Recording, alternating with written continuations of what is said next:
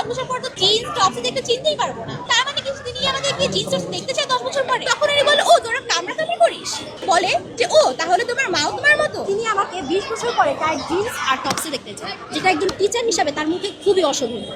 ছাত্রদের মাধ্যমে সে আমাকে জানায় আমি যেন চুপ করে যাই। আমি যদি চুপ হয়ে যাই তাহলে আমার সহপাঠীবৃন্দরাও চুপ হয়ে যাবে, ওনার উপর থেকে অভিযোগটা উঠে যাবে। তো উনি যদি কিছু নাই করে থাকতো তাহলে কেন উনি ভয় পাচ্ছেন? কেনই বা অন্যান্য শিক্ষার্থীদের বাসায় যেয়ে সে ক্ষমা প্রার্থনা করছেন? তিনি কয়েকজনের বাসায় এবং কয়েকজনকে ফোন দিয়ে তাদের এরকম শিক্ষকতার কারণেই বাংলাদেশের শিক্ষার মান হারিয়ে যাচ্ছে। আমাদের শিক্ষামন্ত্রী ছাত্রছাত্রী নিয়ে অনেক কথাই বলছেন। আসলে আমাদের উচিত এই যে শিক্ষার্থীদের এইভাবে দমন করতেছে, হিজাব নিয়ে কথাবার্তা বলতেছে, এরকম হয়রানি করতেছে, এটা তো আমরা তো চাই না। বাংলাদেশে আমরা হয়রানি মুক্ত বাংলাদেশ চাই, শিক্ষা ব্যবস্থা উন্নত চাই।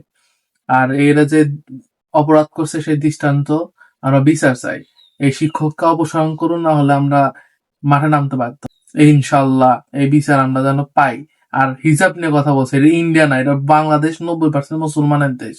এর হিজাব সহ সব ইন্ডিয়ার মতো আমরা বিজিবি দেশে পালি না যে আমরা হিজাব নিয়ে কথা বলবো, ইসলাম মানে কোনোভাবে করতে পারবো না, এটা কোনো চলবে না।